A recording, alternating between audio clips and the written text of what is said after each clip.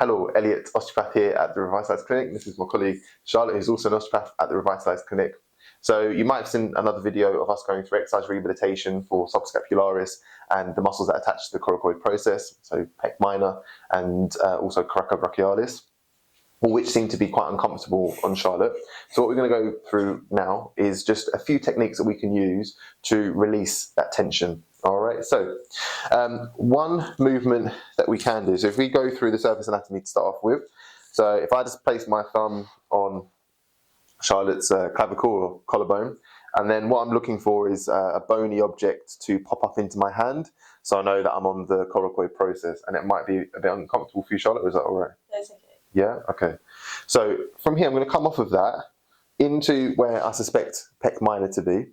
And I'm going to use the leverage of Charlotte's arm and then also her breath to try and move the origin and insertion away from each other. So I can also go underneath the pec if I want to, but let's keep it to on top of the pec to start with. So Charlotte, I just want you to breathe in and out through your nose for me, please. So preferably we want to ask the patient to breathe in and out through the nose, just because you tend to get more rib cage movement, which is useful for us because we want to use it to stretch. So as the rib cage goes down, I'm then just fixing the insertion or creating a false insertion on the muscle, moving the shoulder into flexion just to start to stretch the pectoralis minor and also coracobrachialis.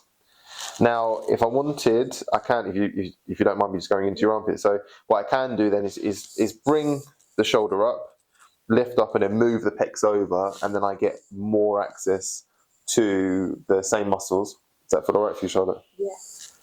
And I tend to like to treat in a circumduction type movement. Only reason why is it enables me to venture into ranges of motion that might be a bit sticky and then back off really quickly if they become quite uncomfortable.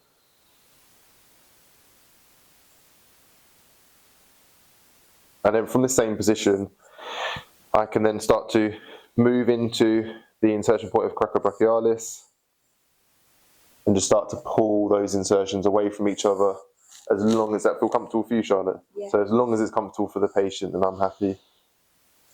And then here, if I just drop off and go to the anterior aspects of the front of the scapula, I can then add a little bit of external rotation and shoulder flexion to then start to inhibit or to work into subscapularis as well. So I'm not looking for a functional change here.